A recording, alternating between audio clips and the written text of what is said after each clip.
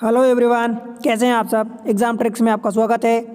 दोस्त देखो, UCO bank ने अपनी एसओ यानी स्पेशलिस्ट ऑफिसर की वैकेंसी निकाली है रेगुलर बेसिस पर 2025-26 के लिए। ये इसका ऑनलाइन रजिस्ट्रेशन चालू हो चुका है, फॉर्म भरा जा रहा है। आप भरो फॉर्म।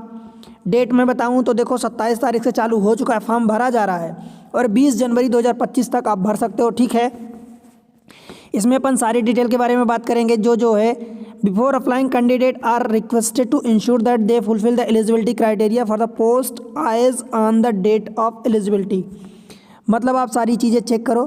ठीक है, मैं मेन चीज़ें आपको बताता हूँ दोस्त। ठीक है, देखो candidate are required to upload all the documents जो भी रिक्वायर्ड है। ठीक है, वैकेंसी की डिटेल की बात करूं तो देखो डिटेल ऑफ द वैकेंसी जो है कैसे है। टोटल वैकेंसी 68 है, जिसमें से कैटेगरी वाइज आप देख सकते हो कि ये आपको जनरल के लिए 33 दिख रही है, ईडब्ल्यूएस के लिए 7 दिख रही है, ओबीसी के लिए 17, एसटी के लिए 4 और एससी के लिए 7 है। पर्सन विद डिसेबिलिटी में वीआई कैटेगरी के लिए एक वैकेंसी रखी गई है, एचआई के लिए नहीं है। सिर्फ एक ही वैकेंसी जो वीआई कैटेगरी के लिए है। राइट, आपको ये देखने को मिल रहा है कि यहाँ पर JMGS 121 मतलब 1-2 के रूप में रखा गया है। 6 पोजीशन रखी गई है। JMGS का मतलब होता है जूनियर मैनेजमेंट ग्रेड स्केल 1। ठीक है, इकोनॉमिस्ट के लिए है, फायर सेफ्टी ऑफिसर के लिए है, एस सिक्योरिटी ऑफिसर यानी एसओ के लिए, रिस्क ऑफिसर के लिए, आईटी ऑफिसर के लिए एंड चार्टर्ड अकाउंटेंट के लिए। ठीक है, तो दोस्त इनमें से करस्पॉन्डिंग वैकेंसी है।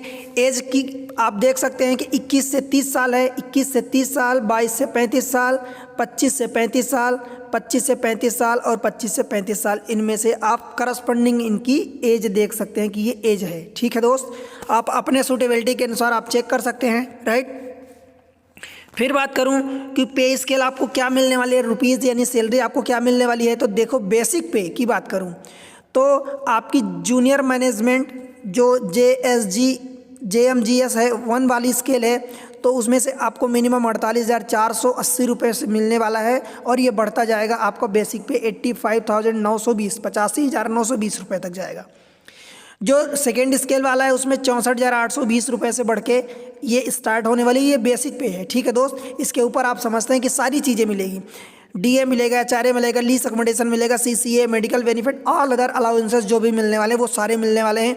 यानी आप समझो कि अगर एक स्केल पर आपकी पोजीशन पर सिलेक्शन होता है तो मिनिमम आपकी अराउंड लगभग 1 लाख रुपए होने वाली सैलरी। ठीक है दोस्त, फिर बात करूं कि आपकी एलिजिबिलिटी क्राइटेरिया, तो आप जानते हैं कि अगर आप सिटीजन ऑफ इंडिया हैं, नेपाल है, भूटान है तो भर सकते हैं। तिब्बतन रिफ्यूजी हैं जो 1962 के पहले आ चुके हैं, भर सकते हैं। और भी person of Indian origin who are migrated from Pakistan, Burma, Sri Lanka, East African country of Kenya, Uganda, United Republic of Tanzania, ये सारी चीज़ें आप देख सकते हैं। तो आप यहाँ पर भर सकते हैं। राइट, जितनी एज दी गई है उसके अलावा एज रिलैक्सेशन भी होता है। SC ST में अगर आप आते हैं तो आपको 5 साल का छूट दिया जाएगा एज में। OBC में आते हैं, NCL में यानी नॉन क्रीमिलियर में तो 3 साल।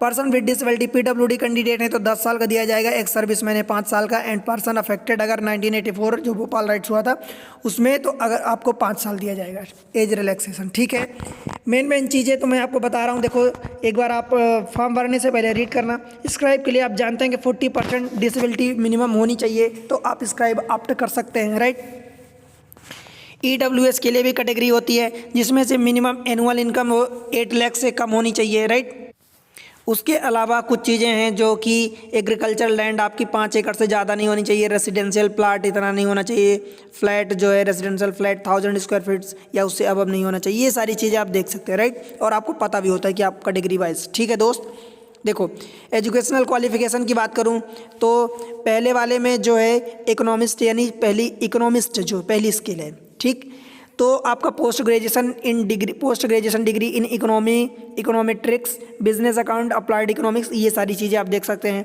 राइट, इसमें एक्सपीरियंस की ज़रूरत नहीं है, बाकी जो हैं उनमें से एक्सपीरियंस है। Fire safety officer in JMGS जो सेकेंड फायर सेफ्टी वाला ऑफिसर का है, उसमें से एजुकेशन क्वालिफिकेशन आप bachelor degree in fire engineering from the national, ये सब national fire service college Nagpur, अथवा bachelor degree of the fire engineering technology from the institute, ये हो गया। Bachelor degree from any university recognised by the government body, national fire safety, उसमें कर सकते हैं। ठीक है, इसमें से आपको मिनिमम 1 साल का एक्सपीरियंस चाहिए, ये आप देख सकते हैं। ठीक है दोस्त, फिर बात करूँ कि इसी में आप बैचलर डिग्री आप ये भी देख सकते हैं, ये सारी चीज़ें आप रीड कर सकते हैं, राइट। इसलिए मैं आपको सजेस्ट कर रहा हूँ दोस्त कि आप फॉर्म अप्लाई करो, एक बार चेक करना इसको, ठीक। आप जब रीड करेंगे अपने अनुसार कि आपको क्या सूट कर रहा है, आप कौन से फॉर्म के लिए अप्लाई कर रहे हैं, तो वो चीज़ें आपको समझ में आएगी, ठीक है। फायर सेफ्टी ऑफिसर मतलब सिक्योरिटी ऑफिसर के लिए अगर आप पहली स्केल में अप्लाई करते हैं तो ये देख सकते हैं कि graduate in any discipline recognised by the government of India approve, ये हो गया। एक्सपीरियंस जो हो गया, एक्सपीरियंस इसमें कितना चाहिए आपको, देखो commission officer army commandant experience with minimum 5 year experience, ठीक है दोस्त। ये आप सेकंड भी पढ़ सकते हैं। फिर देखो तीसरे की बात करूँ तो तीसरे में क्या दिया गया है, मतलब चौथे नंबर का जो अपनी डिजाइनेशन पोस्ट है रिस्क ऑफिसर जो स्केल 2 की है, इसमें मैंडेटरी क्या क्या है कि bachelor degree in finance economics statics related field ये हो गया, अथवा chartered accountant certification from the institute ICAI यानी institute of chartered accountant of India, ये हो गया। अथवा इसमें आप MBA PGDM किए हो इन फाइनेंस अथवा रिस्क मैनेजमेंट अथवा field related from a university, ये हो गया, ठीक है दोस्त। इसमें भी मिनिमम आपको 2 साल का एक्सपीरियंस चाहिए, ठीक है दोस्त। फिर IT ऑफिसर सेकेंड स्केल का जो है, इसमें BE BTech आपका चलेगा, BE BTech information technology computer, ये चीज़ें आप देख सकते हैं, राइट। देखो ये मिनिमम इसमें भी आपको 2 साल का एक्सपीरियंस चाहिए, ठीक है दोस्त। Preferred experience area Java development, Java production support, Microsoft net development, Microsoft net production support, ये सारी चीज़ें हैं। देन नेक्स्ट की बात करते हैं छठवें लेवल का जो चार्टर्ड अकाउंटेंट है, जो सेकेंड स्केल का है। Educational qualification chartered accountant certification from the institute ICAI से मिलना चाहिए, होना चाहिए। मिनिमम 2 साल का इसमें भी एक्सपीरियंस लगेगा आपको। मतलब आप समझ सकते हैं कि जो पहली स्केल की पहली पोस्ट थी उसको छोड़ के बाकी सब में एक्सपीरियंस, किसी में 1 साल किसी में 2 साल चाहिए। देखो जो भी आपकी डिग्री लगेगी वो डिक्लेयर हो जानी चाहिए 1 नवंबर 2024 के पहले, यानी आपके हाथ में आ चुकी होनी चाहिए अब तक। मतलब हाथ में आए या ना आए, पर मेन की रिजल्ट वो चीज़ें डिग्री डिक्लेयर हो चुकी होनी चाहिए, ठीक दोस्त। बात करूं आगे तो एप्लीकेशन फ़ी कितनी लगने वाली है, तो एप्लीकेशन डेट तो मैं आपको बता चुका हूं कि रजिस्ट्रेशन ऑलरेडी चालू है, भरा जा रहा है। 20 जनवरी तक आप अप्लाई कर सकते हैं, केवल ऑनलाइन मोड में ही अप्लाई करेंगे। अगर आप SC ST अथवा PWD कैंडिडेट हैं तो आपको 100 रुपये लगने वाली है फीस, जिसमें से GST भी इंक्लूड होगा। और अगर आप अदर कैटेगरी यानी OBC EWS तो जनरल हैं तो आपको 600 रुपये लगने वाला है, ठीक। मोड ऑफ सिलेक्शन की बात करूँ तो सिलेक्शन केवल आपका रिटन एग्ज़ाम हो सकता है, अथवा या साथ में स्क्रीनिंग अथवा इंटरव्यू भी हो सकता है, अथवा एनी अदर सिलेक्शन प्रोसेस जो कि बैंक डिसाइड करेगा तो वो लेगा, ठीक है। अभी कुछ भी फिक्स नहीं है, ये डिपेंड करेगा कि नंबर आप कैंडिडेट कितने अप्लाई करते हैं, right. Qualification marks in the online written examination interview selection process will be decided by the bank. Bank decide करेगा कि कितना आपका जो रिटन एग्जाम होगा, अगर तो होगा तो उसका कितना क्वालिफाइंग मार्क्स होगा, इंटरव्यू होगा तो उसका कितना होगा, right. Bank reserve the right to conduct written examination depending upon the number of application. जैसा कि मैं आपको बता दिया हूँ कि नंबर ऑफ एप्लीकेंट्स जितने अप्लाई करेंगे उस पर डिपेंड करेगा कि वो क्या करे, रिटन एग्जाम ले कि ना ले। अगर रिटन एग्जाम होता है तो detail of the structure of the examination आपको वेबसाइट पर मिलेगा, ठीक। इन केस अगर मान लो कि आपको इंटरव्यू के लिए बुलाया जाता है एंड आप सेटिस्फाई नहीं करते उसकी एलिजिबिलिटी क्राइटेरिया को, तो वहाँ से आगे के लिए आपको अलाउ नहीं किया जाएगा। फिर प्रोबेशन पीरियड की बात करूँ, सर्विस एंड बॉन्ड की बात करूँ तो देखो अगर स्केल 1 लेवल का है तो 2 ईयर का मिनिमम प्रोबेशन पीरियड है, स्केल 2 का है तो 1 साल का है। दोनों में अगर आप छोड़ते हो तो बॉन्ड 2 लाख रुपए का होगा, ठीक है, 2 लाख रुपीज़।